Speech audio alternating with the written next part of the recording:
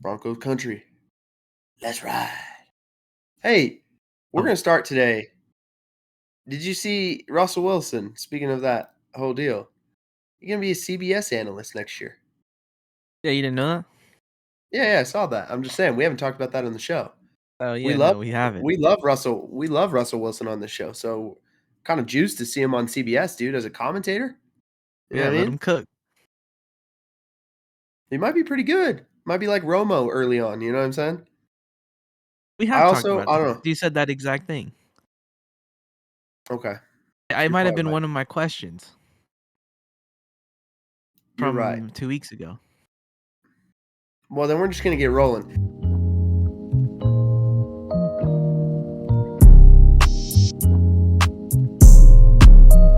Hello and welcome back to the Second and Two podcast. I'm your host, TB.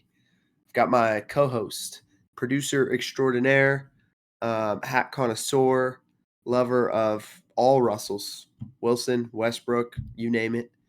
It's Jodye. What's up, Joe? Not much, man. We're here on a lovely, probably Sunday when people hear this, but as of today, So the it's a Wednesday. Wednesday for us. Yeah. Yeah.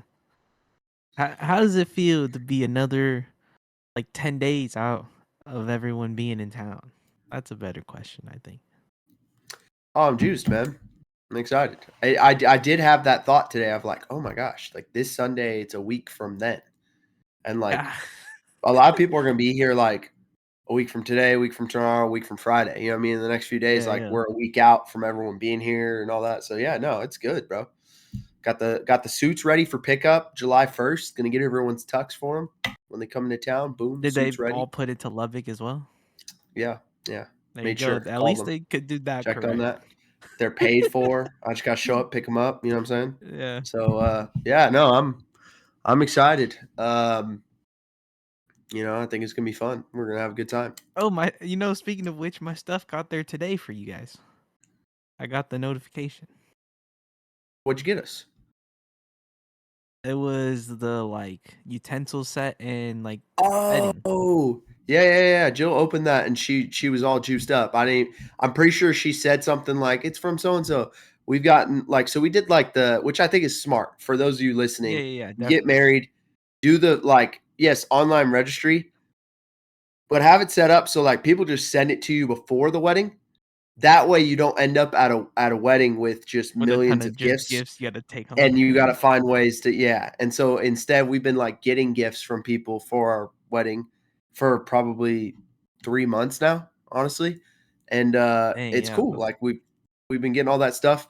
It's kind of funny because it feels like, I don't know how to put it this way, but it's almost like, how on Christmas you open all your gifts and you're like, oh my gosh, I got so much stuff.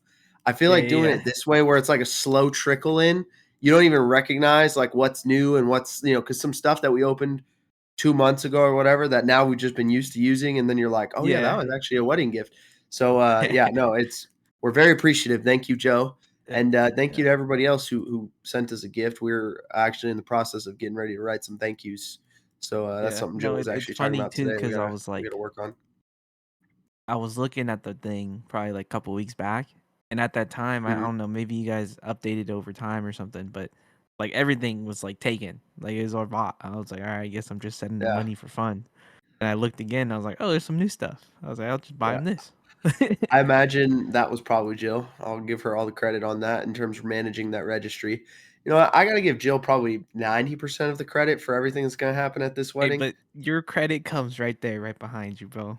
You're holding down the fort. Make sure Oh, I'm everything's holding in down. check. Yeah, I'm storing everything in the Yep. office. Yeah, no, my office is coming clutch.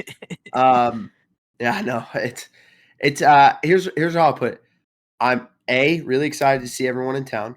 B, really excited to have the wedding itself. Yeah. C, most excited to go on our honeymoon. I think if I had to, Yeah. Definitely. if I had to say what am I most excited for, I'm pretty juiced up for that honeymoon. So Yeah. but yeah, I am very excited to see everyone come into town. Obviously excited for the wedding day itself. Mhm. Got really excited for our rehearsal dinner because we're doing rehearsal dinner on July 4th. So it's going to be more like a backyard barbecue than like a traditional rehearsal dinner, which I actually think is going to be a nice vibe. It's going to be fun. And all the, we've kept it fairly small. So it's pretty much immediate family and some of our best friends. So we're excited to kind of get all those people together and have some fun. Yeah, it'll be a good time for sure. So we're going to get some updates on some NFL news. The first thing, the biggest story of this time right now is Brendan Sorsby. Last time we were on this podcast, we talked a lot about, okay, he's now entering the supplemental draft, right? He's going to back out of his suit with the NCAA, be declared ineligible again, which in theory makes him eligible for the NFL supplemental draft. He just has to apply. That's a formality. Then once he gets in, it's like, okay, how are they going to negotiate if there's a suspension or whatever? How will NFL teams view him? What kind of pick are teams willing to use on him that then carries over and costs them their 2027 pick? Yada, yada, yada, yada, yada. Well, the one thing that no one was really talking about when we had that conversation this time last week that has now become the story the last couple of days is the NFL doesn't have to have a supplemental draft. And the NFL, in what I would call a scathing letter, essentially announced A, that they weren't having a supplemental draft, B, that Brendan Sorsby was the only player who applied for the supplemental draft, which is not That's a uncommon. nice Like wrinkle I didn't hear yet.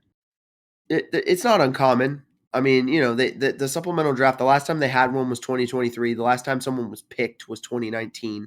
So it's not like it's a yearly thing. It's pretty rare. It's occasional. And for the reason that it's sort of hard to end up in a situation where you would enter the supplemental draft, right?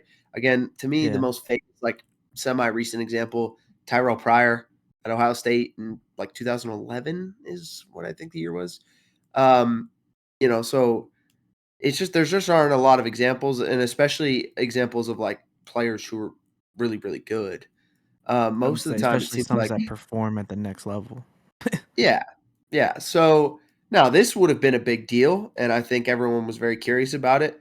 But basically, in a letter that was written to Brendan Sorsby, but very, I would say, purposefully, also released to the media or leaked to the media. The NFL basically cited a couple things for why they're not having the supplemental draft and essentially denying Sorsby the opportunity to be taken in the supplemental draft this summer. And that is a lack of time. They said, our deadline is June 22nd, and you turned it in 3 business days before said deadline. B, you did not give us any, when citing your reasoning for entering the supplemental draft, you didn't give us any supporting documentation, investigative stuff, any of the stuff that was part of your lawsuit with the NCAA, basically explaining, what happened with the gambling and why were you suspended indefinitely And from the then basically NCAA left. and lost your eligibility and all of that, right? And Yeah. so they cited those things, and then they cited, well, here's what we could find based on public available information, which is seems like you made a ton of bets on a ton of different sites over a period of time. You broke state laws with being underage when you gambled. You used proxies to gamble for you, right? Like you filter money He through was them so they using can like make a the bets for VPN. you. No, like someone else. Like, hey, I'll pay you the money, you make the bet for me. Okay. If I win, you pay me out, you get a percentage, that kind of thing. I see. Which It wasn't people his I ticket think technically. happens, which I think happens more Yeah. often than people probably want to admit, I'm sure. So they cited all of those reasons for why they were essentially saying we're not going to have a supplemental draft and therefore deny you the opportunity to be drafted in the supplemental draft. Now, again, when I say if you read the letter that was released, it's scathing. It's detailed and it's specific and it's scathing. I read it and was like, wow, the NFL is kind of laying down the law here. They're drawing a line in the sand. Yeah. Sorsby's lawyer responded and basically said, when things happened in late April, we asked the NFL about the supplemental draft, right? This was just after the NFL draft had happened. And so obviously he wasn't going to get into the NFL draft. So they inquired with the NFL about the supplemental draft. The response they got from the NFL was, all you have to do is fill out some paperwork, turn it in. The deadline is June 22nd. And that was it. Just turn in the paperwork before June 22nd. And that's it. That's all that's required to apply for the supplemental draft. He said, they didn't say anything about providing the investigative materials, providing more supporting documentation for his reasoning for entering the supplemental draft or applying for the supplemental draft. They didn't say anything about, being close to the deadline, having any kind of impact as to whether or not, he would be allowed in it. He even went on to say that, Sorsby turned in, received the supplemental draft application and turned it in on, whatever day it was, June 16th or 17th, and stated, that his lawyer or his agent even checked in with the NFL to say, hey, do you guys need anything else from us? And they declined to ask for anything else at that time. And so he said, because of all of that, they plan to sue the NFL just as they sued the NCAA. What I hadn't said prior to this is that part of the NFL's letter to Brendan Sorsby was that he lacked accountability rather than taking and accepting responsibility for the gambling and all of that.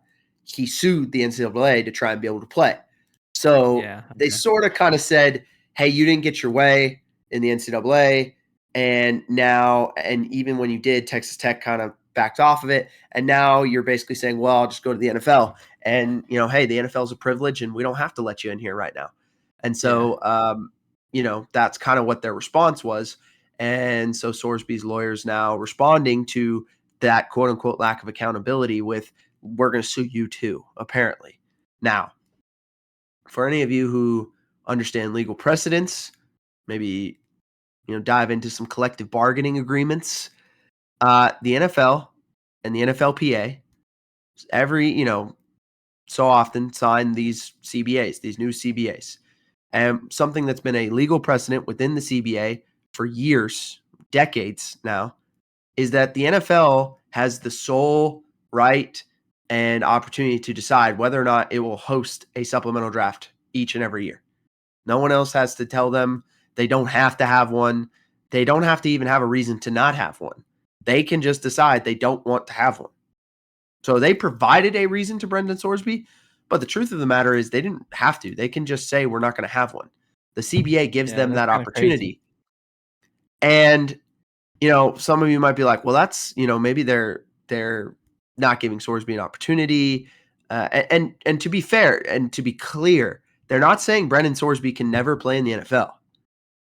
They're just saying they're not going to have a supplemental draft. At the end of the letter even says, good luck preparing for the 2027 NFL draft. Like, that's what our advice is to you. You don't get a supplemental draft now, but you can declare and be eligible for the draft in next April in 2027. And so, what that means, though, is the likelihood for Sorsby at this point is he's not going to play football in 2026. He's not going to have anywhere to go play. I saw some speculation maybe about like the Canadian League. I don't know if the Canadian League is going to allow him to go play. They do. So I don't know. I don't know what will happen with Sorsby, but what I do know is that there is legal precedent that establishes the CBA has this right, and that's the Maurice Claret case. Way back, years ago, Maurice Claret tried to sue the NFL because they wouldn't, they have the rule where you have to be in college for 3 years before you can enter the draft, right? Well, he tried to enter earlier than that. The NFL denied him, so he and his lawyer sued the NFL, basically saying, you're denying me my opportunity to make essentially this money. And the judge in that case ruled that the CBA and the way that everything was written and the way legal precedent, like that, as long as the NFL has a reasonable argument for not allowing a player entry, as long as they're not being essentially discriminatory, Yeah. in any way, Yeah. then they don't have to let you in. Basically, it's a Yeah. very, you know what I'm saying? It's like, because they That's true. cannot let you in for a multitude of reasons. As long as they're not discriminatory and it's some sort of legal basis, they're going to be fine. And in this case, I would say they have a pretty legal I mean, basis. Hey, really. you gambled a lot. We're not going Yeah. to do that right now. So I don't think Sorsby's going to get anywhere trying to sue them. Like I said, the legal precedent says he won't. Like, I don't think he has a case. I don't even know what they would argue. The NFL doesn't have to have a supplemental draft. They did you a favor by even telling you why they're not having one. They didn't have to do that. So it is very interesting to see where this goes if Sorsby follows through on a lawsuit, how that might impact his ability to ever enter the NFL if he does that. Um, and if he does or doesn't, what's he going to do in 2026? And what does the NFL draft now look like for him in 2027? Right? Because there's, I think, a distinct difference between, man, we can get you right now for second or third round supplemental pick and get you in camp and you're with our team for the next year versus you've been out of football for a whole year and you've been Yeah. quote unquote training or doing whatever you're doing, but we haven't seen any tape of you. We don't know what you've been doing. And, Yeah. now it's April and there's a million other quarterback options now, right? Because this upcoming April is going to have a lot of options in the NFL draft at quarterback. And now it's kind of like, I don't know if, Dante Moore, Lenore Sellers, the Notre Dame kid, Chambliss. I don't even know if he's out there. I mean, there's a million of them, right? There's going to be a million guys. CJ Cars, who I was looking for. There's going to be a million guys that could potentially be on that radar. That now, probably pushes Sorsby further down, especially if not only does he have the gambling stuff, but now you've been Yeah. out of football for a year. So it's a big blow to him, and I understand his reaction being like obviously upset, because he had won his lawsuit against the NCAA. It looks like he was going to play. Then everything happens with the Big 12 and Texas Tech backs out. And then he's like, well, fine, I'll just go to the NFL. And now that's not even an option. And I can imagine being just sitting in it, pretty depressed. But also, what I would like to remind people right now, especially those of you who are feeling like bad for Brendan Sorsby, consequences have actions. And, sometimes I Yeah. think right now, societally, socially, we have decided like sometimes that doesn't need to be the case, but the reality is that is real life. Consequences have actions have consequences, and unfortunately for Brendan Sorsby, the consequences are gonna hurt. But that was what you did when when you're placing all these bets, whether you want to say you have a Yeah. mental health problem or not, or whatever. However, I'm not saying he doesn't. Guy might be legitimately a gambling addict, but there come consequences with addiction. I mean, whether Yeah. we like that or not, that's true. So these are the consequences he's dealing with now, and it'll be interesting to see. And truthfully, I am pulling for the guy to figure it out and be able to be a part of a team and be able to avoid any future gambling and things like that. But like at this point, I also don't feel bad for him, if that makes sense. Yeah. No, that does. I just think at the end of the day, with the amount of past, like especially NBA. NBA is obviously the worst with when it comes to like shaving points or whatever, right? But with those people, they get banned from the league. Yeah, And like in the NFL, people have been suspended for at least 4 games. You Calvin know what I mean? Ridley, full year. Yeah, he was a whole year. And like I think at the end of the day, this dude hasn't even made it to their league. And they're like, I'm just not trying to deal with this anyways. You know what I mean? That's what I think It ultimately does. It comes down does to. feel like the NFL said we don't have to deal with this, so we're just not going to because we don't have to, and I don't blame them. Yeah, I no, me I think neither. the other thing that I've seen that I just want to kind of say something about because it kind of annoys me, and there's two perspectives here. Perspective one or thing one is, well, the NFL is full of thugs and criminals and blah blah blah, and they'll let all that other stuff go, but gambling is Yeah. right. Yeah, that's true. And here's what I would say. This is a criticism not of the NFL. This is a criticism of us Yeah. as a social group of people. Do we turn off those games when player X, who's really good, has previously been in trouble with the law for whatever reason, which could include domestic violence, drug charges, weapon charges, whatever, and maybe they got punished, right? Fairly, Yeah. unfairly, whatever you want to say. They got punished, but they're now back on a field and they're playing. Are we turning off the TV because we don't want to watch those guys? No. But you know No. what will cause people to turn the TV off? If they think dudes aren't actually playing and the games aren't real because Yep. they're gambling and they're shaving points and the integrity of the game isn't real, that actually will cost the NFL money more than anything else will. So if you want to be upset with that and you're like, well, it just feels fake and the NFL does, it's not the NFL. They're responding to the economics of what exists. And the economics say that the only thing that will get people to turn those games off is the likelihood, or in all likelihood, I should say, is the idea of point shaving or the integrity of the game not being real. And Yeah. so that's going to be the quickest thing where they've shown they like you said, they have come down hard on players for any amount of anything that looks like it could be gambling on their own team or other teams in the league or whatever, anything that could be a violation of the integrity of the game, they're going to come down harder on that than anything else. And if you want to be upset and fake outraged about it, then stop watching because of whatever player you're upset about. I mean, that's the only Yeah. way that changes, truthfully, because the market is the market. I hate to be cold about it, but that's just reality, and I don't think that's crazy. It's the price of doing business. I mean, and I'm not saying that's right. I'm just saying that's what exists. So but like people act like they're outraged about it, but they also don't turn the games off. So, Yeah. The other thing is that I've seen is a bunch of, well, gambling this, gambling that, and gambling's all part of the NFL, but now they're upset when someone's gambling on stuff. Okay, the sponsors of the league that make them money are the sponsors. It doesn't mean that they're encouraging their players to participate in said sponsorships. Just Yeah. because beer I mean, is a that's how major, they major increase. sponsor of the NFL doesn't mean dudes are drinking beer in the locker room before and Yeah. after games or at practice. Like, it's just, I was gonna say come that's on, how they let's put not their be, food on the table. That's how they gain all the yeah, money in the CBA to go and make let's, sure those dudes all get paid very highly. let's not be illogical about it. And the players, they know just because the gambling sponsorships exist and they see it all over the place and everyone else is doing it. You're an athlete, you're held to a different standard. You can't do it. They know that. So there's no excuse. There's no like, well, it's all prevalent everywhere. It's like, come on. So just some of those, like, but those are those like holier than thou, like, fake outrage. I'm gonna be out here and be upset. It's just like that's not real. That stuff annoys me sometimes. So I'm gonna give my soapbox, but I wanted to. Those two things were upsetting me recently. So I don't know if you see those things, but I see them all the time.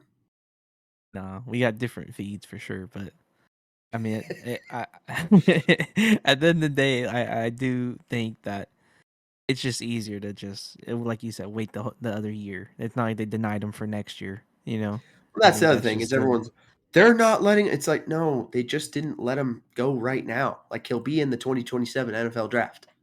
And then it's up to teams whether or not they want to yeah, take him. They want to deal with all that.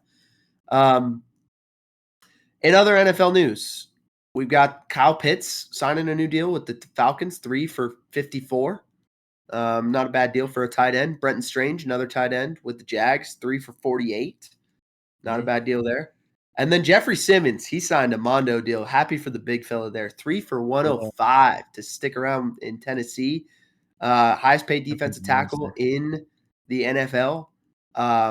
He's a monster. He's awesome. So Yeah. happy for that guy getting, a little over 30 million a year in that, or it's like 32 million or something like that, 33 million a year in that extension. So good for him.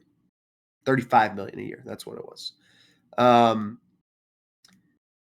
And I think that wraps up our NFL news. Today, the plan is to go through some divisional previews, but we're going to do it in a hopefully non-traditional way, something fresh take on the divisional previews, right? Rather than going team by Yeah, team, what did they add? What did they division by division. lose? What happened? What's our win-loss prediction? We're going to go a little bit more general Oh, and full view of the league here. So we're actually going to ask a bunch of questions, and Jodye and I are going to go through and answer said questions, all of them having to do with the NFL divisions. So my first question, Jodye. Yeah. If you were going to rank the most likely divisional champ, and people need to understand, most likely divisional champ doesn't necessarily mean best teams. Now, in some cases it does, right? But Yeah. it might also just mean this division sucks and there's just one team that we could see winning That's it. way better than the rest. Or this division's really good. We don't know who's going to win it, and there's a bunch of good teams in it. Just because they're ranked lower, it just means we don't know who's going to win the division, right? So Yeah. we're going to go through, Jodye, I don't know how you made your list. I kind of made a top 10, sort of ranked them like most likely to, I guess not really least likely, but just the top 10 most likely to win the Yeah. division. So Jodye, who do you, in your mind, we'll go this way, we'll go back and forth. In your mind, who is the most likely team to win their division in 2026? I mean, I might just agree with you on your pick just Okay. because I think it's the easiest way to go about this because my list is a little different. But like looking at all the other teams I have on this, like I don't feel comfortable with many others besides that one, to be honest. I would So, say that answer would be the Bills. okay. Yeah. So Jodye and I both ranked, and Jodye, to be, so you guys know, Jodye can see my list. I can't see his. So that's why he was saying, I'm just going to agree with you here. We are both on the Bills winning the AFC East as the most likely divisional winner.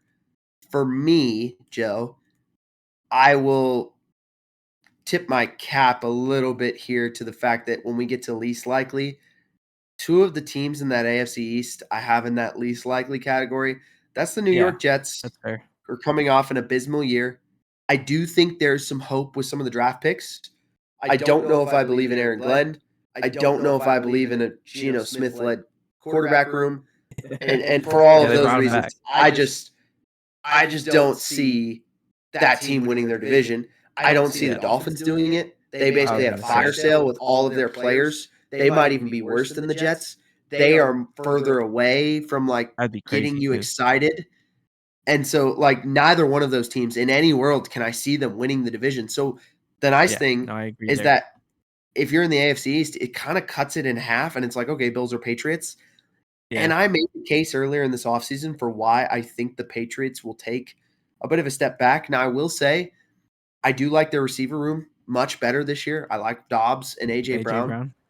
Those two are better than anything they had in terms of top, than Diggs was, I think, last year, Mario top Douglas receivers. and who's the other Pop guy? Douglas ain't bad. Don't Would they don't don't disrespect Pop Douglas. But Butte? Tayshaun OG Boutte and guy. Matt Collins and all that. Yeah. Yeah. I still don't really love their O-line. Don't think they did enough there. I got to see Drake May be healthy. And defensively, I did like what they did. But then you also add in all the Vrabel stuff this offseason, which has been weird and everything like that. So I do think I still, am on the board of like Patriots take a step back. So with all, and not to say that they'll be bad, just a step back. So with all that being said, I like the Bills. I like where they're at. I like Joe Brady. Yeah. I like that they brought in Moore to be a new, like, true number one receiver for Josh Allen. I know they gave up maybe a little too much, some would say, for DJ Moore, but I like him. Defensively, we'll see. That's kind of probably the bigger question, but of all the teams in that division, I just feel pretty confident in the Bills and Josh Allen and just them getting it done and winning that division. Yeah, I think that they're obviously you already brought it up. Their biggest competition would be the Patriots, and like say they do regress. I think the Bills had 12 wins last year, so like Yeah, it'd be very it was very really high close. end on that same. Yeah, That's the thing. The Pats had such a good year, and it was still like pretty close at the end of who was going to win that division. So, and the Pats have a harder schedule this year. Okay, yeah, very true. number two, I'll go first this time. Second Yeah, most likely on my list, I think it's the Baltimore Ravens in the AFC North. And here's why. I think the Browns not going to be very good.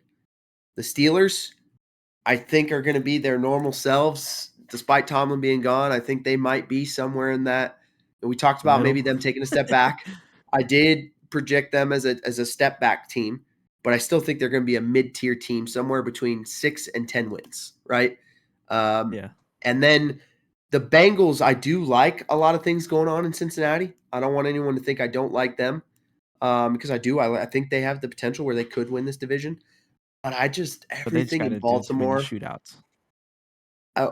Yeah, but they got it, Dexter Lawrence. I think they might be better on defense this year. But Baltimore, Jesse Minter, what he's going to do for that defense. And so far, the word out of camp is Declan Doyle is a Ben Johnson protege. And Lamar Jackson is raving about that offense right now and what it's going to look like. And I like some of the guys they added. I like some of the stuff they did this offseason. Like, I just think the Ravens might be in a spot where they're combining some real premier talent on offense and defense with some more innovative offensive and defensive minds, specifically Jesse Minter on defense and what I think he might be able to do with like Kyle Hamilton and all that. I think this might be the Ravens' year to really not just win the division, but I really like them out of the AFC. So to me, if I like them that much, they got to be one of my top 3 or 4 teams to win their division. And considering the rest of the division, I like them even more. So my number 2 team is the Baltimore Ravens out of the AFC North. I'm gonna agree with you again. As you started talking about it, it made more sense to me. Just because, as much as I love Joe Burrow, their defense I still think needs work. I'm telling you, And I I think think their that, defense can be better. Dexter Lawrence is good, man. He makes a difference. but then it comes down to health too, because Joe Burrow hasn't True. finished a season in a while. As much as I love him, that's just facts. So I think that makes more sense. Third one though, I'll disagree. I'll have a different team for you. Well, who's your second team? You have somebody Yeah, I'm different? gonna say the Ravens. No. Okay, You you sold have me on the Ravens second. Ravens. Okay. I sold Yeah, you. I All was. right. There we Yeah, go. I was gonna go with a different team, but I'll do them for the third. Okay. But you got who you got third? I'm thinking the Chiefs. And Ooh. Wow. Wow. Okay. it pains me to say, don't get me wrong, but Wow. Patty I'm shocked. Mahomes is just gonna come back and work wonders. And I do like the addition of Kenny Walker. Okay. And along with the draft pick, I mean, I think they filled that very quickly with McDuffie. And it just, like I said, it comes down to Mahomes, and it's not in the way you think, because he's obviously one of the best in the league, especially if he's healthy. And if he starts as early as like week 3, I think they might just run away with that division. Okay. All right. He's got the Chiefs. The Chiefs they're on my top 10 list, but they are certainly not that high.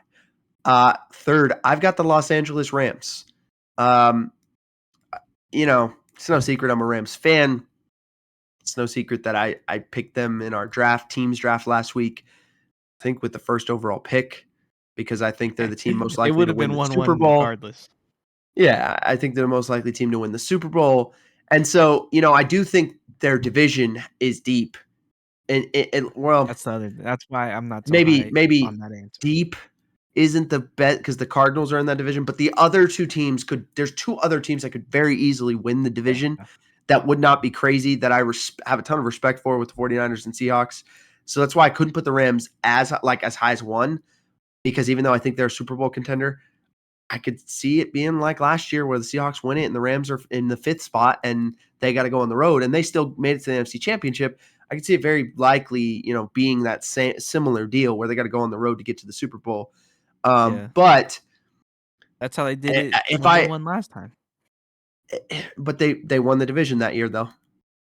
Oh, They won the division. That first game was at home against Arizona, but then yeah. they just were lower in the division winners standings there. But Yeah.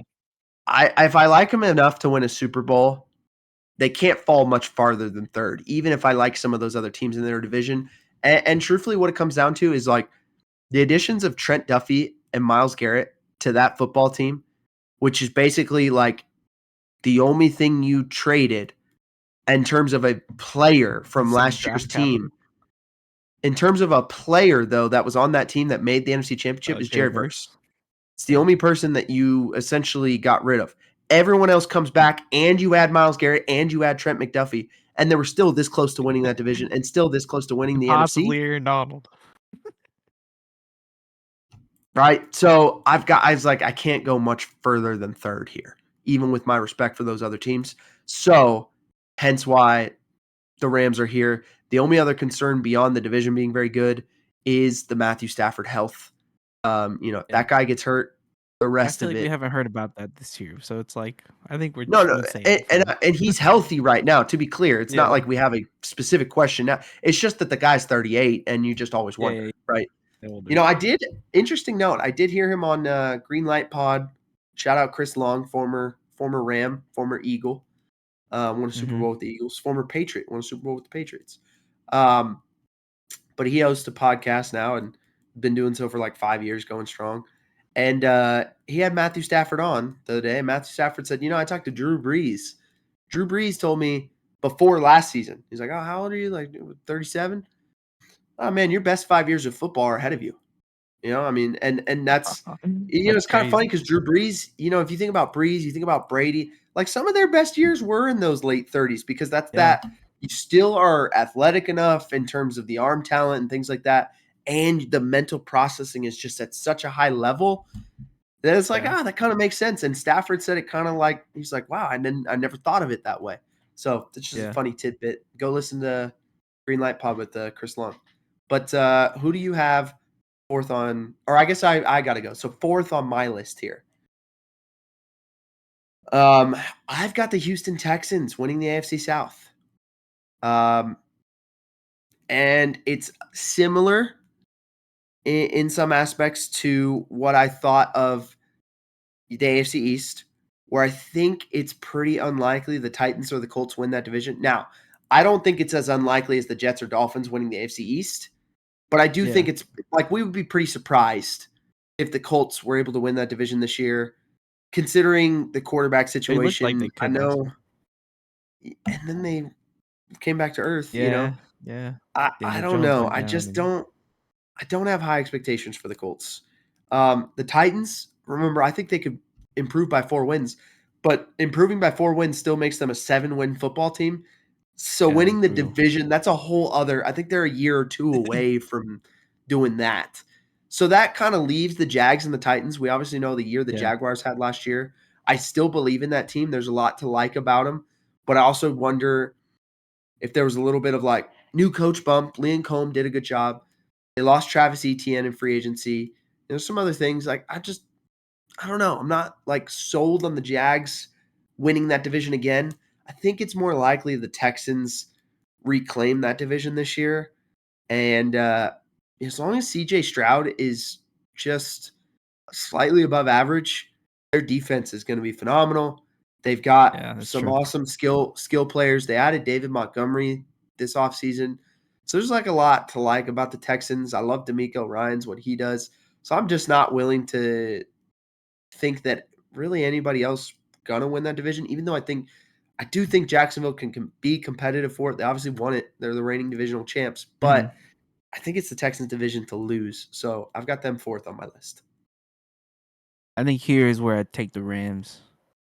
I Fair enough. like them and the Seahawks are probably going to be top 2, right? Most likely scenario.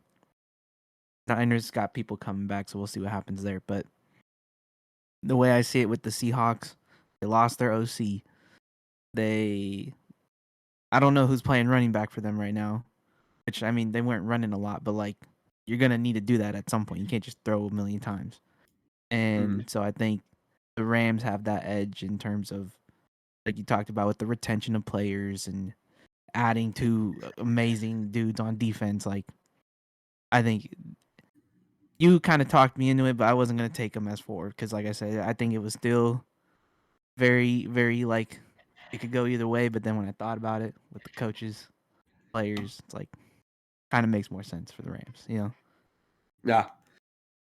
Okay. Now for me, I don't know about you, but for me, like the top four were I felt pretty good about those four. The next four divisions, like toss ups, like lots of toss. Like Yeah, feel pretty good about those first four: the AFC East, the AFC North, NFC West, AFC South. I do not feel super confident about these next four divisions. yeah, The NFC You South, have the NFC West at North, 8. NFC East, I took AFC that West. early. Yeah, I'm not super confident on these next few teams, but Yeah. so who do you have as your fifth most likely? And I guess in theory, the way I did my rankings here is I went like each division before I then like took the next best team in any division, if that makes sense. Like I Yeah. made sure each division had a projected champion in the top 8, and then 9 and 10 were my next two most likely, like that I didn't actually have projected to win the division right now, if that makes sense. So, Yeah. but anyway, who would you go with as your fifth most likely? I don't want to give you a or, you know what I mean? But I'd probably take, and since you said the Texans, I'll take the Texans here. Because Okay, out of the other fair ones, it's enough. like, I think it's just, I could see a lot of them going many other ways. Yeah, And so it's like, I'll that's the safe answer for now. But I think them and the Jags are neck and neck. We'll see what happens with year 2, Liam Cohen. Texans, like you said, you're gonna have a crazy D, so we'll just see what happens. I think pause. at least the AFC South would be at this spot. Um, my fifth, and I don't feel good about it at all. Fifth most Yeah, likely. that I this would got probably the be the last answer I give you. I got the Tampa Bay Buccaneers in the NFC South. This is not a reflection of how I feel about the Tampa Bay Buccaneers necessarily. Is like clearly I don't think they're the fifth best team in the NFL, but it's more a reflection of just how bad I think the NFC South is. Division Like, is, yeah, so we're gonna go through it team by team, and truthfully, specifically quarterback by quarterback. Baker yeah. That's Mayfield. the main thing. I know what I'm getting. I'm gonna get 26 to 28 touchdowns. I'm gonna get 12 to 14 picks, probably 3,500 yards. Maybe if he has a great year, 4,000. And he's just gonna be steady Eddie. Like at week Yeah, to week, he's gonna have some really good games. He's gonna have like one or two stinkers in there, but for the most part, you know what you're getting. Defensively, I love Ruben Bain being added to that defense.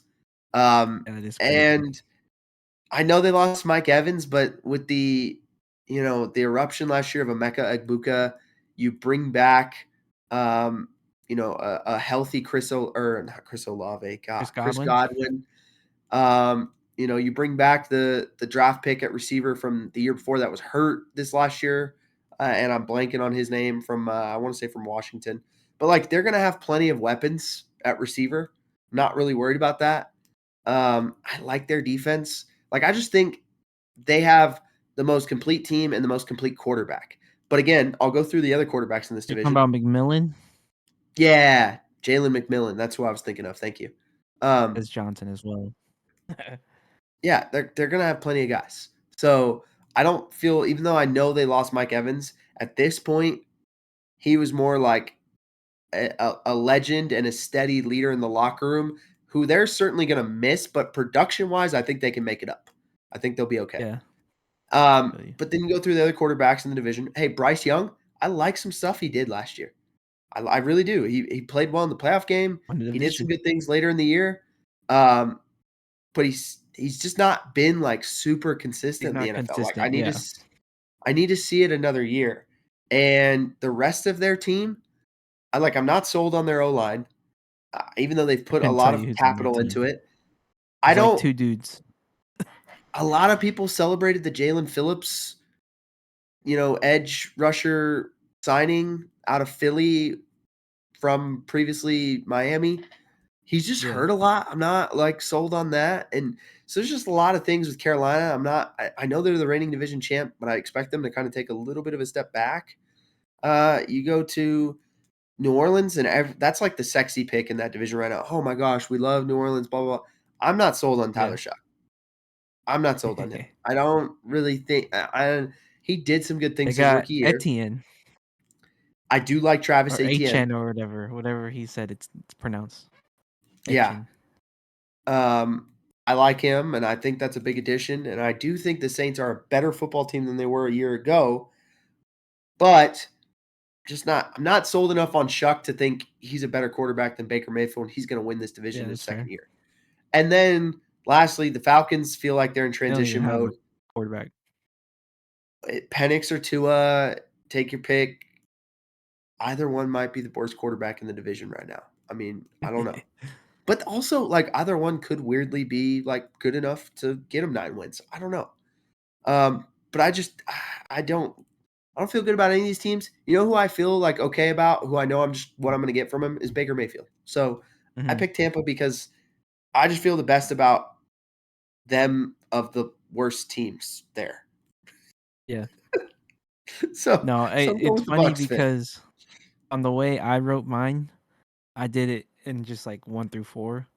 But if I felt like it was even somewhere, I'd put them on the same line. And this one is just a straight line. Like I don't know who's winning. It's one of these dudes. Yeah, yeah.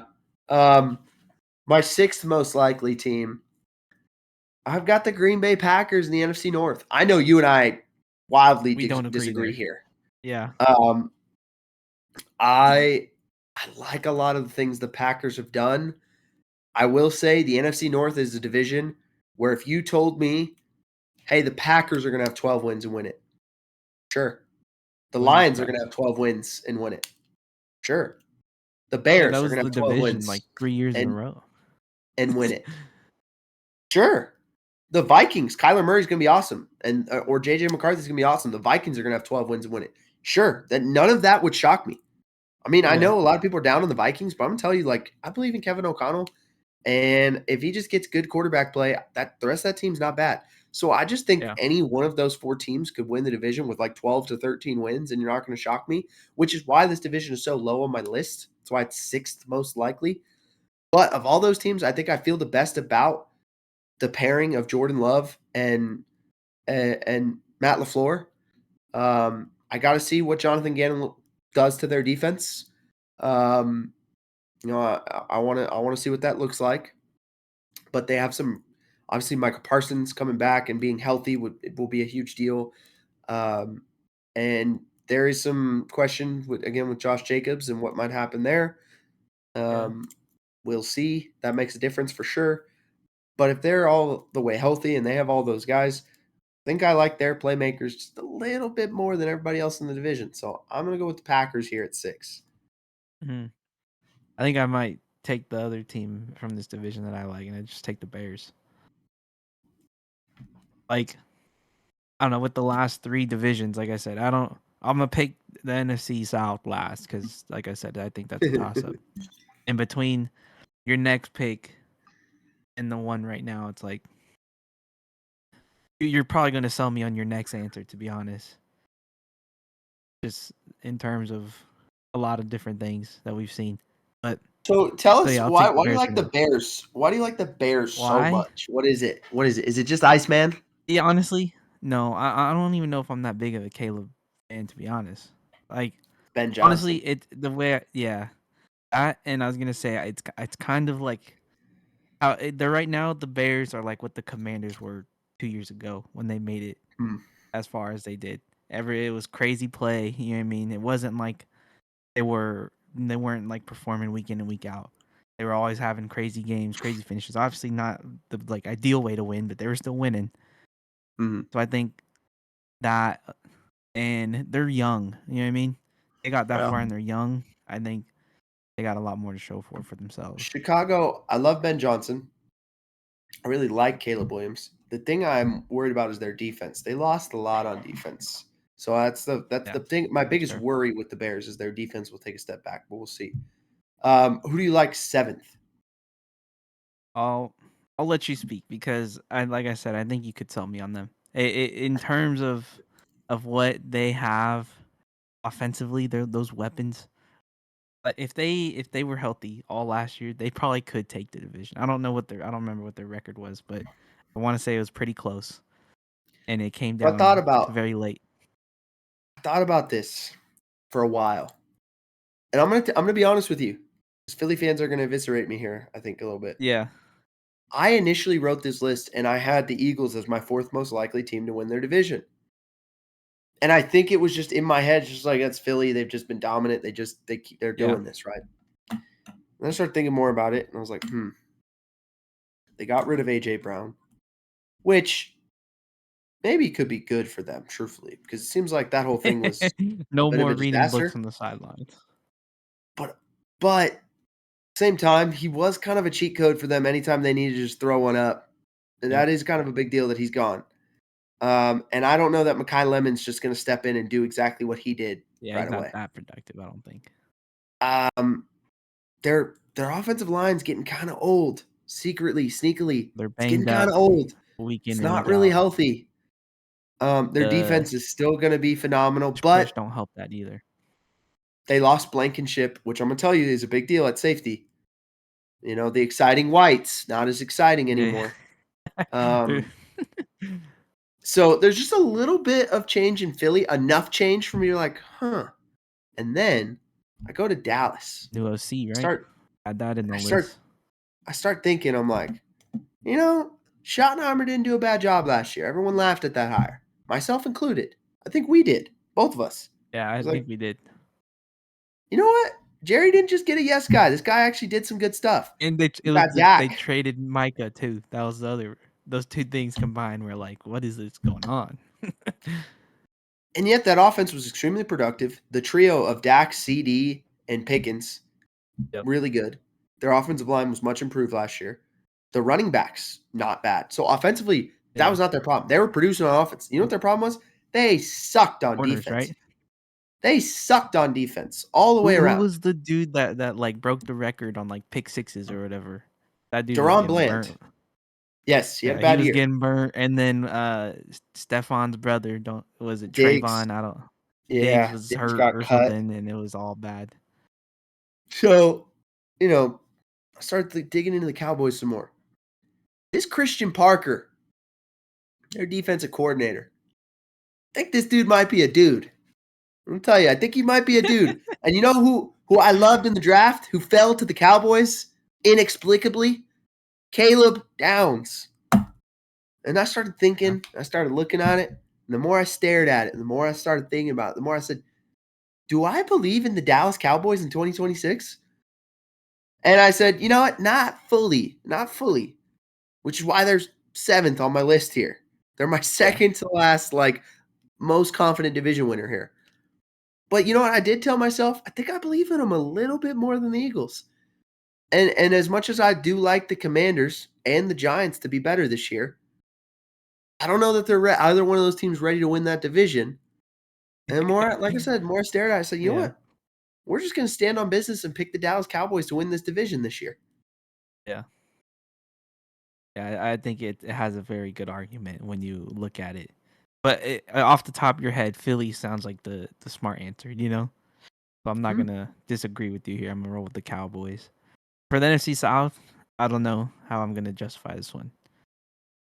Because I think the Falcons, I think it truly could be the Falcons, but their quarterback is the I biggest I issue. do too. I do too. Like if they got really good quarterback play, you'd be like, Yeah. actually, they were not bad last year. They were so close They to were, being like a good team. yeah. Like the Panthers barely made it because they won or whatever the scenario was. The Bucks very well could have been, Didn't they all and the finish like Falcons. between 7 and It was 10 like and 8 and 9 7-10. last year? Yeah, Like, did they all finish in that range? yeah. It's like, And uh, so like I like I said, I think if Penix or I'm gonna say Falcons for fun. But I think it truly comes down to their quarterback being able to perform highly because they have great weapons on offense, and as we talked about at the top, they brought back Kyle Pitts, paid him more money. it's like, can Stefanski make Tua look okay? You know what I mean? Yeah, Which we've seen Tua have some good years. It's not like it's crazy. And I don't know when Penix will be healthy. And so if it's Penix, you know, can he make same thing? Can he make Penix look good? yeah, And there was some early Penix stuff that had everyone hyped about him in his rookie year. So mm-hmm, he just hasn't been yeah. able to be healthy enough, you know? So um all right, eighth most likely for me. I've got the Los Angeles Chargers. I think that division is really hard. I I think really it's another think the toss up for Broncos sure. I think the Broncos, the Chiefs, or the Chargers could win it. I mean, the Broncos won it and were the AFC 1 seed last year. And they added Jalen Waddle. Yeah, They're going to be awesome. I don't have any reason to believe they're not going to be awesome.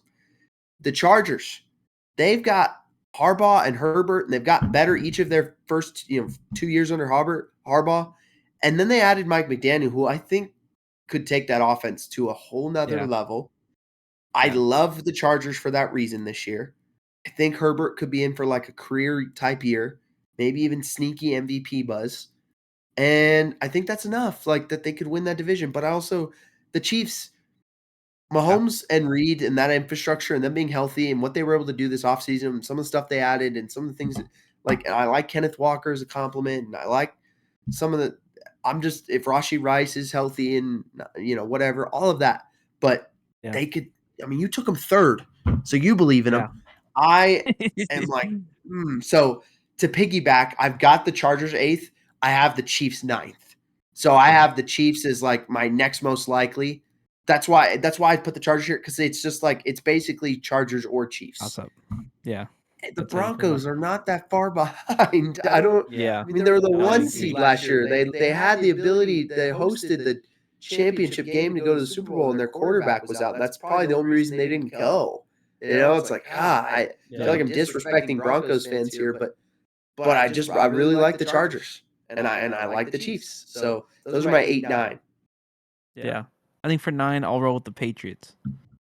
Okay, fair enough. Addition of AJ Brown, a little bit better receiver room. Obviously, they're gonna get a little more veteran presence too, in terms of that. I think like you talked about it when you brought them up for the Bills pick, just how it comes down to protecting Drake May. That's kind of the same issues that we see with the Bengals, right? Joe Burrow's been sacked so many times. Goes back to even Andrew Luck days where that was his issue for leaving early. So, yep. I'll roll with them there though.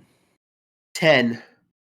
You got who's your next most likely rounding out the top 10 most likely division champions? I want to say the Broncos, but let's roll Philly. The NFC East seems like a tight race. I think. Yeah, I think it's fair. That's another one where it's like they got younger, right? But it comes down to what you talked about too with them is their O-line. They're getting older, and they were already banged up last year on and off. Like, hopefully that new guy that they drafted, the big dude from I don't remember where, but freak of nature. Maybe he could get some good reps for them. For me, I've got Detroit here in that last spot. Obviously, Detroit and Green Bay is kind of a toss up there. So I battled around Denver, Philly, and Chicago, and Seattle for that matter, kind of all in this spot. And I have settled on Detroit because I was like, man, I really think I almost put Detroit where I put Green Bay and flipped it and put Green Bay here. So you should have done that. That would have been fun. I really think Detroit has a good shot to have a bounce back year. I believe in Dan Campbell. So, all right. Now we're gonna go the other end. We're gonna go the least likely divisional champs. And Jodye, we'll let you start. Who do you think is least likely to win their division this year? Honestly, I mean, with no doubt in my mind, it's the same answer you have. They're the last team you think of when you think of that division. Say it on 3. 1, 2, 3. Arizona Cardinals. Oh. I see. I didn't know where we were going, so I was like, "Do I say the whole thing?" I was like, Cardinals is easier." I agree. You have what we think are 2 Super Bowl contending juggernauts in that division with the Rams and the Seahawks. B, we have another team that we both have said they have a high ceiling, maybe a low floor too with injuries and things like that, but like another team that you could very well win, not only win the division, but come out of the NFC. So you have potentially 3 Super Bowl contenders in that division. And then you have, I'm sorry, Cardinals fans, the lowly Arizona Cardinals who are in contract disputes with Jacoby Brissett to be their starting quarterback. It's bad there. Now, I love their draft pick. I love their draft. I trolled you for fun. Why? What you got? I was gonna say, Carson Beck. No, I know you're talking about Jeremiah Love, but that actually, you know what? I'm glad I said it that way so that you could fill in the blank and say Carson Beck. But that team, and I really love Mike LaFleur, former Rams OC, but that team is awful right now. And there's just no doubt in my mind. Book it, dude. Bet whatever you need to bet on it, unless you're Brendan Sorsby. Bet whatever you need to on the Cardinals to not win the division. I bet you probably couldn't even – I don't even know if you could get anything for that. It's like you'd have to bet $1,000 to make $1 on that. You want to know what their So, odds are to win their division? I should have been bringing this up as we talked about this. what is it? What is it? It's like plus 25,000.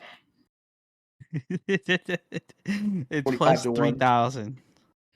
Yeah, plus 3,000. Yeah. It's 100, 200, 310 for the teams as we have listed them, and then them at 3,000.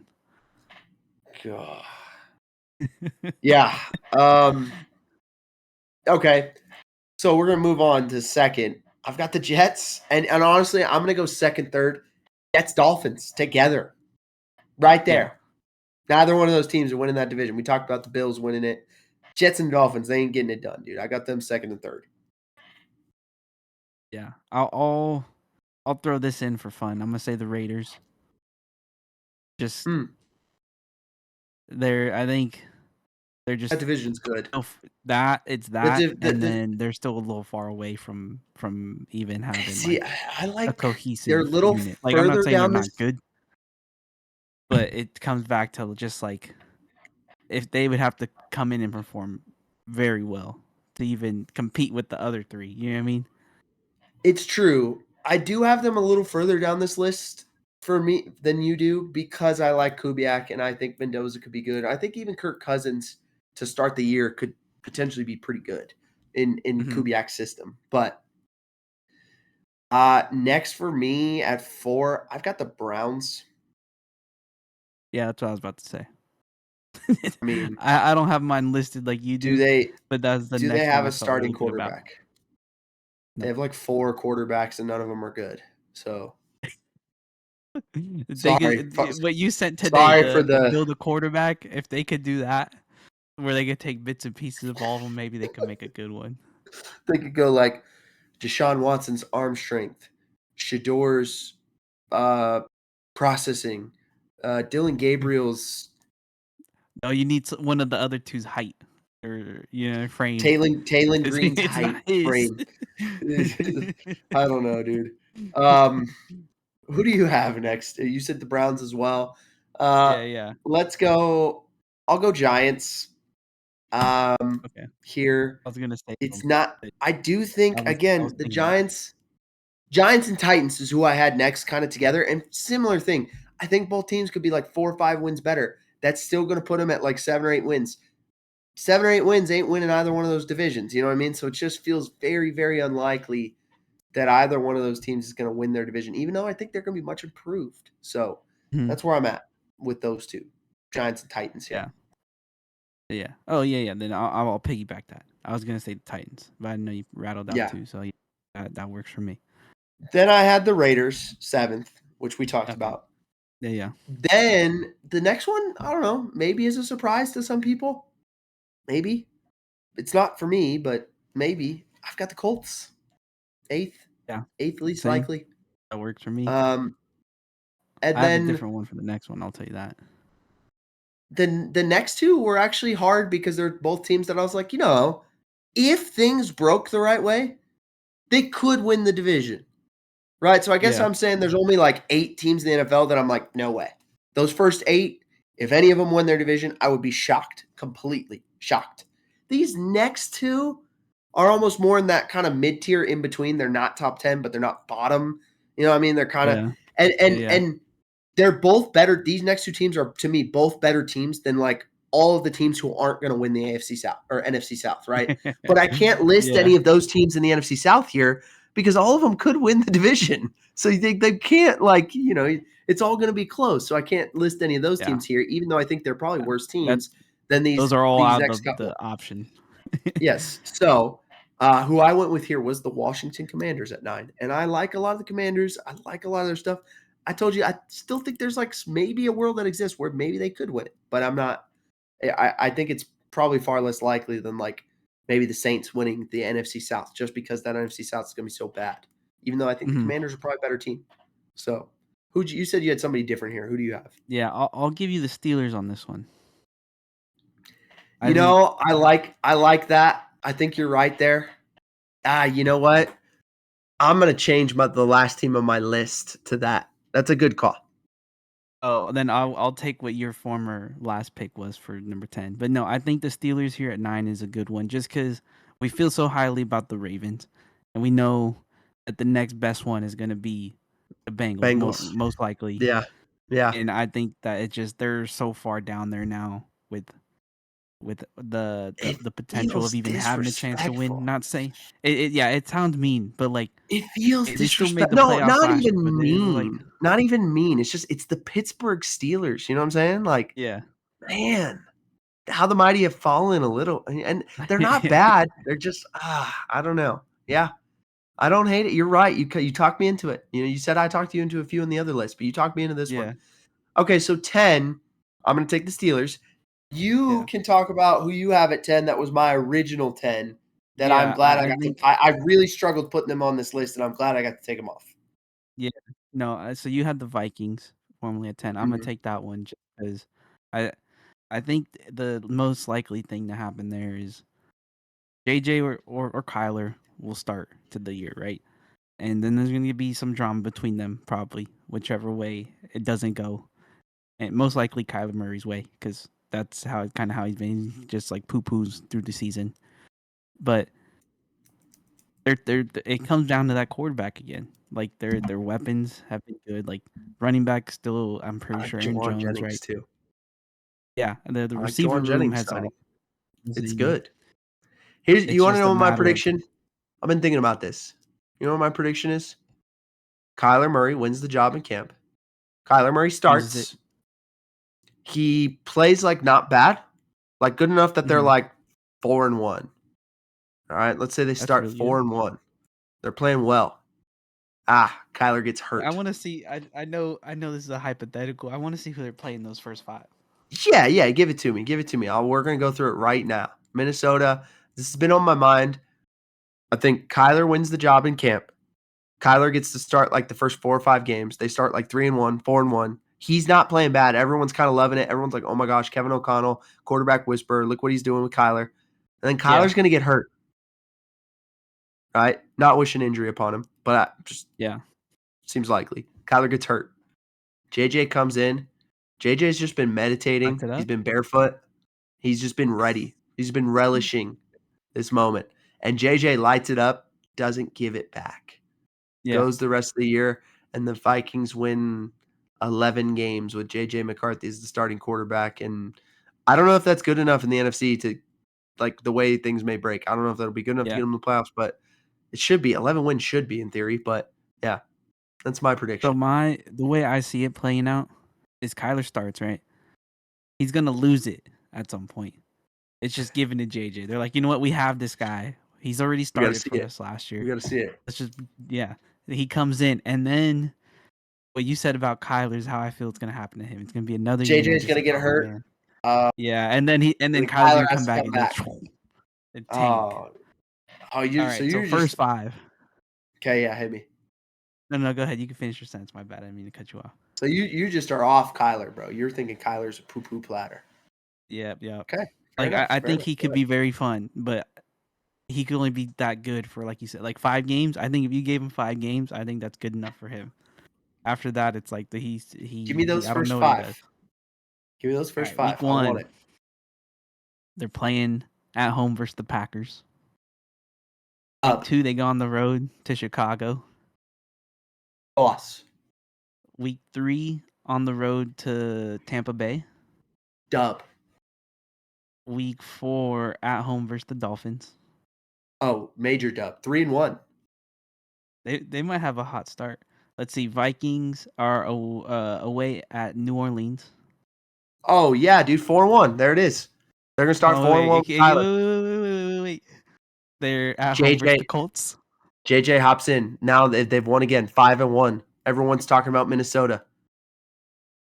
It gets hard. They play the Lions on the road. Oh, they hit a tough stretch. 5-2. Yep.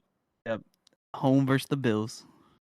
They lost that one too, 5-3. Now everyone's like, "Oh my gosh, Kyler started 4-1, JJ's 1-2. What's happening with JJ?" Vikings have to go on the road to Green Bay. Yeah, dang, they lost 3 in a row, 5-4. Hot start. Wait. Then they're on the road in San Fran. Dub. JJ pulls it out, dude. Surprise! Everyone's off of him, and then he pulls it out, 6-4. You know what? Let's just keep going for fun. I want to see what their record ends up. Do the full 18. Let's go. Yeah. At home versus the Falcons. Dub. 7-4. At home versus the Panthers. Dub. 8-4. JJ has battled back. Everyone's loving him. They are on the road in New England. Loss. Tough game. 8-5. At home versus the Lions.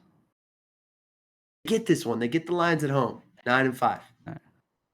At home versus the Commanders. Oh yeah, they got it. 9-5. They're 10-win team here. Then Vikings are on the road at the Jets. Oh yeah, 10-5. And then they close out at home versus the Bears. We missed a game somewhere. Did we? Because they should be 17. No, That's 16. Regardless, though, dude, we got them at 10 or 11 wins. There it is. I'm telling you, the script is written. Hey, Book it. who knows? Book it. I want to see what those odds are. The Vikings to win 10 plus. I think their over-under is 8.5, if I remember right. So probably decent odds if you wanted to bet 10.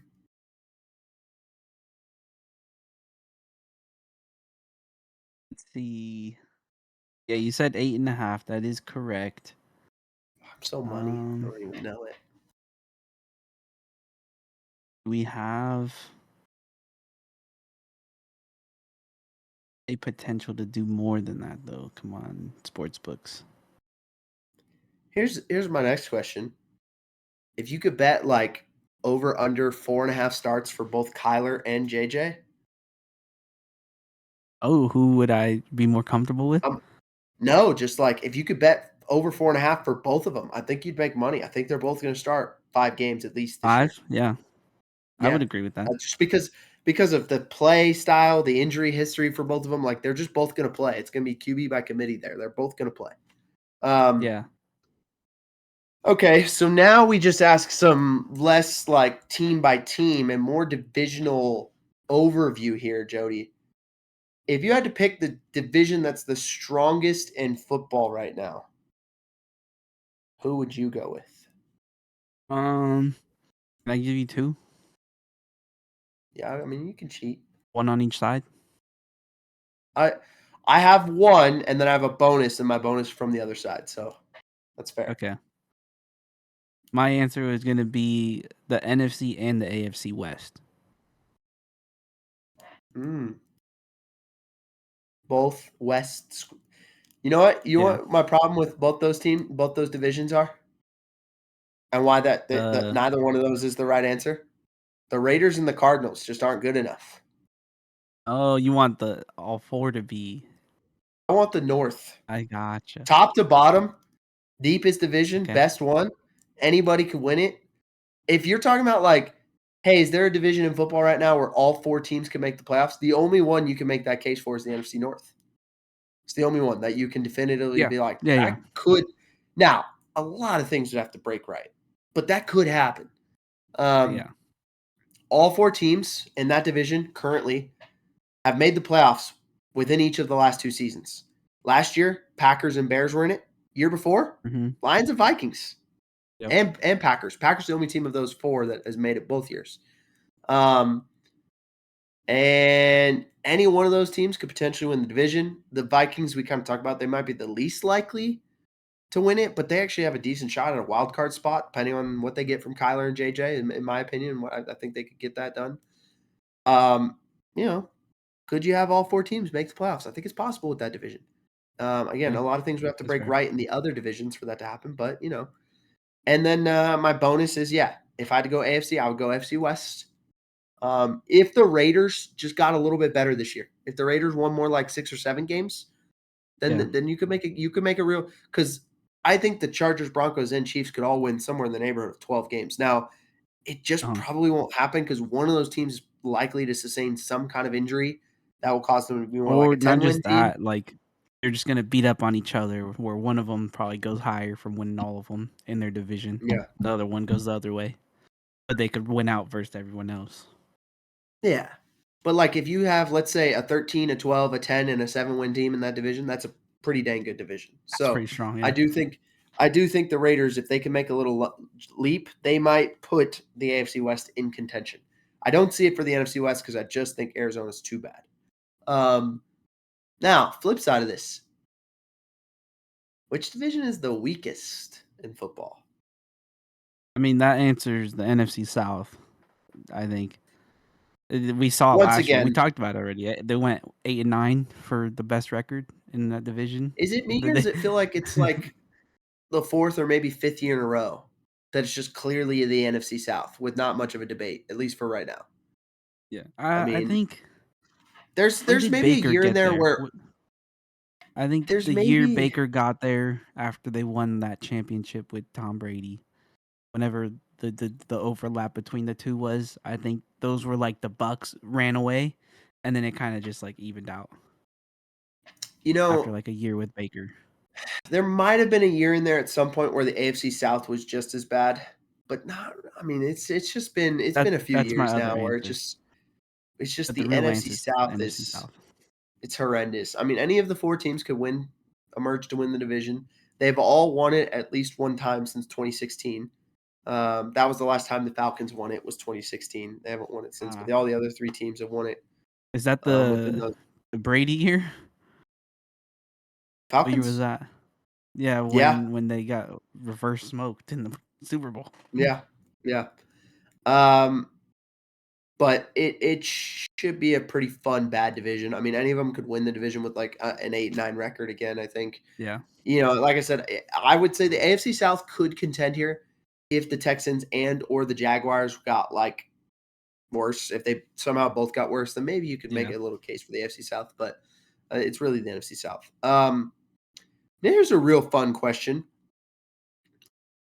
How many teams make the playoffs from each division? This is hard. Oh, I should have kept my Because this is hard because you might kick some team, you have to kick some teams out, right? There's probably 10. If I'm looking at it realistically, there's 10 teams in the NFC that if you just said like point blank without me keeping track, if you said, is this team a playoff team or not? I would say yes. And there's 10 of them, right? Yeah. So now if I'm just sticking with those like 10 and I say, hey, here's where I got the NFC West for me is 3. NFC East is 2. NFC South is 1. NFC North is 4. That's what makes up the 10. Okay. Now, if I have to whittle that down to the 7 from that 10, here are my playoff teams. I went NFC West. I respected the Niners and what they do with Kyle Shanahan. 3? I gave them 3. I went Rams, Seahawks, Niners, all 3 in. NFC East, Cowboys. I had the Eagles out, which I think is controversial. I'm telling you, it's tough. That's basically like if I want to include the Niners, I can't include the Eagles, right? Yeah. Because there's just not a world where the NFC North only gets 1 team.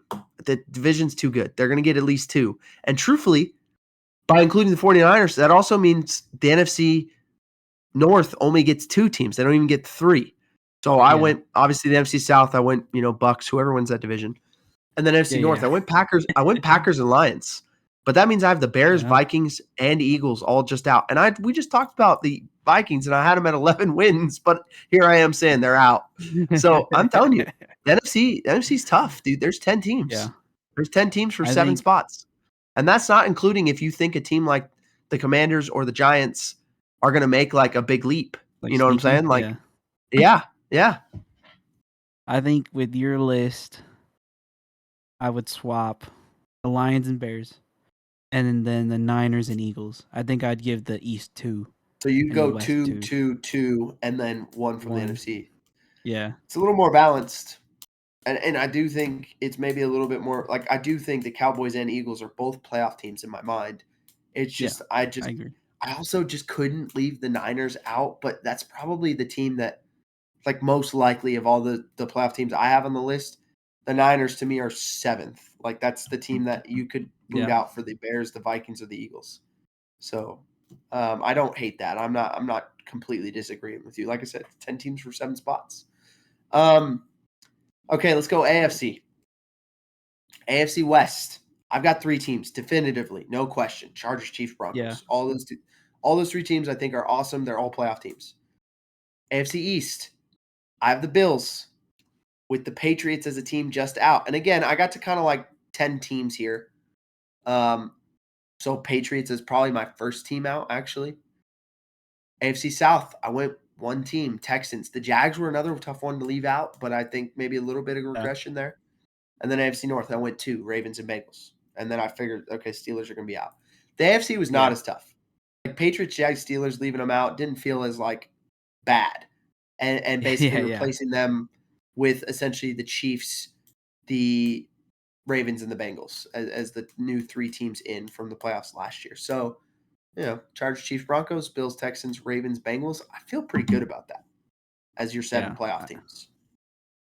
I think I would go down to 2 with the West.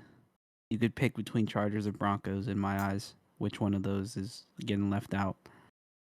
And I'd probably add the Patriots in, or you could flip it to instead of the Bengals, you get the Jags. Also, I think is another very likely option.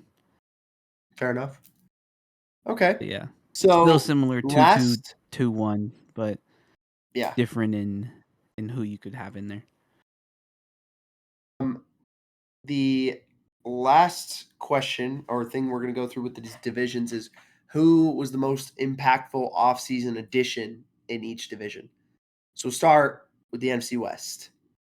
For me, that was the duo of Myles Garrett and Trent McDuffie to the Rams, trading for both of those all-pro defensive players. We talked about this earlier when I had the Rams winning that division and then third most likely to win it. Um, you know, I just think the impact both those guys make on that Rams defense down the stretch in the critical moments is going to be so significant. Yeah, Combined with like if you can get 85% to 95% of the play you got out of Matthew Stafford last year, um, they're going to be really tough to beat. And I think that's a significant offseason addition. And I don't think anybody else in that division made one that was more impactful than getting those 2 guys for the Rams. yeah. I mean, Jody's who like, else in that? yeah, what a, yeah. I mean, the No, other I mean, I'm arguments trying to you could, think. The only I other mean, one is like that I could think of off the top of my head, at least, is the Niners got um who's the Mike receiver? Evans Mike Evans, and or then Raheem Morris as the DC. yeah, Um, the Cardinals, I it's like, guess Jeremiah it's like Love. Jeremiah Love. Yeah, it's tough. Yeah, Slim yeah, pickings I for the agree. other people that had addition. So yeah, I mean that makes the most sense for sure. Um, okay, NFC East. This is I've talked about this guy already.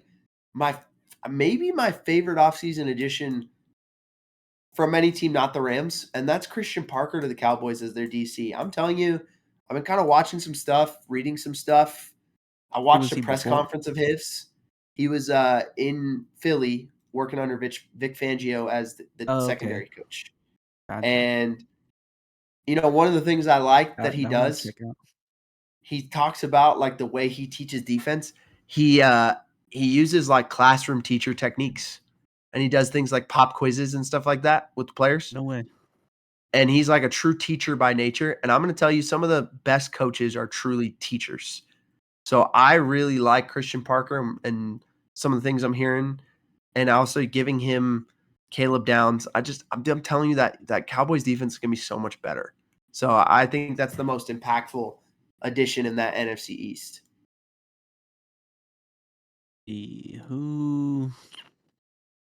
Maybe Harbaugh to the Giants, right? Harbaugh to the That Giants would be is a very easy. It's a very yeah. easy one to pick. Yes, I do agree with that. Harbaugh to the Giants is a big one. Yeah, I like that. NFC South. Honestly, of all the divisions, NFC South, who made the greatest offseason addition, I was like, dude, there's nothing.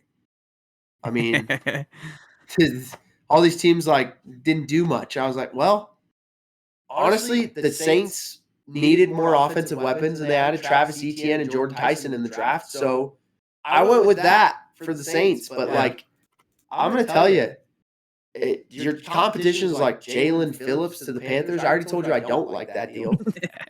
Yeah, and Tua to the Falcons. I was gonna say Tua to the Falcons or Stefanski is the new Falcons head coach. Maybe if you wanted to make that case. I don't really know. Like, and for the Bucks, it's like they lost Mike Evans. I mean, Ruben Bain in the draft. I considered that one. There's just a lot of like nothing that stands out a ton. But ultimately, I kind of really like Travis Etienne, honestly, with Kellen Moore, and then I think Jordan Tyson's going to be good. So I figured, okay, the Saints got some new weapons, young blood in there for Shuck to show off his stuff. So we'll see. Yeah, I'll piggyback that.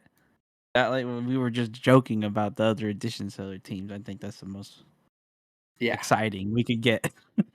NFC North, I do think it's Kyler Murray to the Vikings. Now, you think Kyler Murray is going to suck, so I doubt that you are on board with this. So where would you go here? I mean, honestly, I don't really know much else of additions besides Drew Petzing to the Lions as their OC, as their new OC was something that.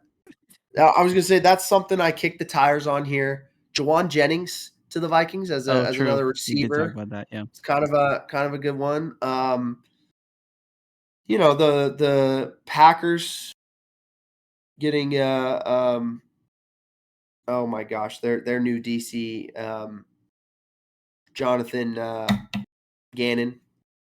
I was gonna say that for fun, but I didn't know that was real. Yeah.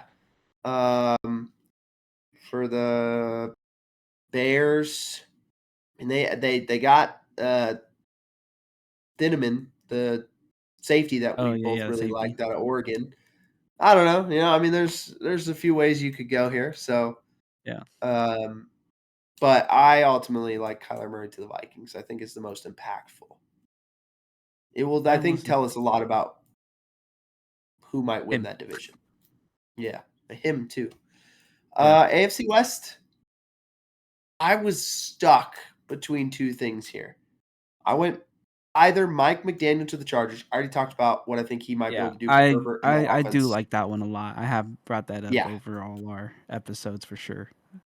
Or sneaky, I feel like this is flown under the radar. Jalen Waddle to the Broncos, I think, is going to change their offense in a positive way. I think it's going to open some things up for Bo Nix. I really like that move.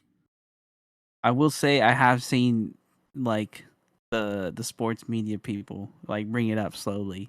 Like as they're preparing for the season, they're like, "Oh, look at this addition! Like this could do this and this for their offense." Yeah, is he done? He has the most catches out of whatever yardage or whatever, and it's like next best one is like 2 steps below or whatever. Yeah, so it's like that is a good one too. But I think I would agree with the Mike McDaniel. I think what he could do with this division changed Hampton for them would be kind of crazy. Of all of them, this division changed the most because I kind of almost put the Clint Kubiak Fernando Mendoza tandem to Vegas too. Like that could change that whole franchise. Truthfully, if those two work out together, which I kind of tend to think they will. In the AFC East, even though I have him taking a step back, I did think ultimately AJ Brown to the Patriots is a big deal. I do think that's going to change their offense. I do think it's going to help Drake May. I almost wanted to go with DJ Moore to the Bills, but I just was like, dude, AJ Brown's a better player than DJ Moore, even though I think the Bills are a better team. So I still think the AJ Brown addition to the Patriots is a big one. Yeah, I think that's I couldn't think of anything else in my brief moment, but I think that's the most likely. At least for the Patriots, it'll be really beneficial. Get them a true like one that they can rely on? AFC South. This was kind of another division that was tough to find something like super crazy. I really like David Montgomery to the Texans. I feel like they haven't had like a pretty good running back in a little while. Yeah, And so I was like, man, David Montgomery is still like a lead back. And he got less touches with the Lions the last couple of years because Jahmyr Gibbs was just so explosive. So I'm kind of yeah. excited to see David Montgomery like carry the load again and be like a guy. And I think the Texans need him to be. So I'm excited to see that. I think that pairing with, if we could get Joe Mixon healthy, would be kind of very similar to what we saw in Detroit. See, Um, I think that Joe Mixon is maybe a free agent. I have to look it up. I don't even uh, know if Joe Mixon's still there, truthfully. Though I do agree with I'll you. I kind of like the pairing if they had them both. Joe Mixon is I think the still other one a could free bring agent. up here for the AFC South. Oh, okay. Um, that's tough following the year of just being hurt. He's So still a free who knows agent. what He happened? might be. Maybe he'll be back. Then you will get your pairing that you want. Yeah, But go ahead. I think Salah, right, to the Titans. That's where I he do went. like that one. I Hmm. think that's it seems very similar to having Vrabel there. We talked about that plenty too. Yeah, I think yeah. that's a good, especially now that they paid Jeffrey Simmons too. It's like that man. If you're someone He's like me building who up the really defense. If you're someone like me who really likes Carnell Tate in the draft too, I considered that as well. Carnell Tate Yeah, to giving Cam Ward like a number one receiver. You know what I I've mean? seen the highlights or whatever the edits of that where it's Cam Ward to Carnell Tate. Already, huh? Just out of Yep, camp. yep. AFC North. This is another division where I was like, oh, there's so much good stuff going on here. I ultimately went with the Jesse Minter Declan Doyle pairing to the Ravens. Jesse Minter is the head coach and running the defense. Declan Doyle is the new OC, bringing some innovation to Lamar Jackson and what they're going to do there. I think they're just good. I've told you I love the Ravens, and it's mostly Yeah, because of these two guys coming in to yeah. coach them. Very excited about the Ravens, but I also did not want to discount what Dexter Lawrence could do for the Bengals. So I said, or Dexter Lawrence to the Bengals. Yeah, I think the Ravens pairing for sure. You talked about it Yeah. plenty. I'm sure it's gonna play out very similar to how you think it will. So that'll be fun. Yep. All right, so that is our divisional preview. I think we went through teams pretty explicitly here. Gave a lot of takes and thoughts. We got the banger of the week, and I'm gonna give you a couple TV shows. Right, summer, you got some extra Yeah. time, might want to watch some things. Okay, here's one that you need no prior knowledge. You don't need anything. You can just hop in. It's only 4 episodes long so far in this first season. I think it's a Oh, that's what that limited stands for. limited series. So it's only uh, 4 episodes into like a one season limited series. It's based on, listen to this, a book which was made into a movie, which was then remade in the 90s with Robert De Niro, which is now being remade as a TV show. All right. So Dang. a lot of source material here. They've done it a little differently. The book was originally called The Executioners, which turned into Cape Fear in the movie, which then was remade with De Niro in the 90s as Cape Fear again. And now Apple has turned Cape Fear into a TV show. And it is excellent, Ah, trashy TV. All right. that's Um, you've got Javier Bardem playing the lead like villain character who he is fantastic in the show. Patrick Wilson is like the sort of not the lead, but like the husband to the lead character on the other side of it. And um, oh goodness, I am blanking on her name, but the lead character, she's a very recognizable actress. I just can't. I just Jodye, maybe look her up, and I'll keep talking about the show. Yeah, just look up Cape Fear TV show, and you'll figure out who I'm talking about. But anyway, um, it's good so far. It's fun. It's worth watching. Like I Amy said, Adams. Amy Adams. I knew it was a double A. Yeah, Amy Adams is the lead female. So, good. And she's kind of the quote unquote good guy. Although the show is trying to blur the line, I think, a little bit between the good guys and the bad guys. But Good show. 4 like 45-minute episodes have been released, and it's good. It's good so far. It's fun. So I recommend that. Or if you're really into the Game of Thrones universe, House of the Dragon season 3 premiered this past Sunday or Monday, and Oh dang. it opened up with a banger. Great series or season opener. It's the final season of House of the Dragon, so excited for that. Gotcha.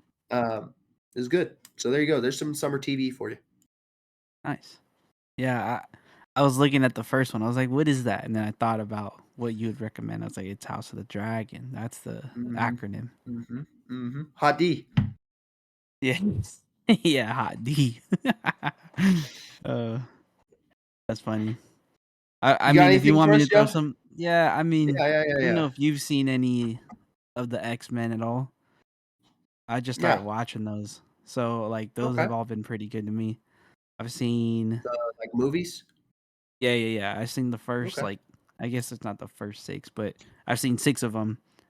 And I, like, in the order they came out, like, Wolverine Yeah. gets thrown in Yeah, there yeah, yeah. across, like, Oh, yeah. like on his own. And so I've kind of skipped past his. I was like, I'll get to him eventually. I will say, he might be my favorite, like, superhero for Marvel going Wolverine forward. is a dog. Wolverine is a Yeah. dog. Logan, Like, great superhero movie. the man is just unstoppable. He just comes Yeah, you at you with the swords, can't kill him. the claws, You whatever can't you want kill to him. call them, and then he's just like Regenerates. in one of them, they brought him up from the water, and then my man was back. It's like crazy, impossible. Yeah. So yeah, I've We watched all those. I've liked them. might our next episode might be live, might be in person together. Yeah. We'll see. We'll let y'all know if that's what we're doing. But we appreciate you supporting. We appreciate you listening. Like, subscribe, follow, comment, all of it. Yep. And we appreciate you all. And in the meantime, we got our guy taking us out. Ray Ray.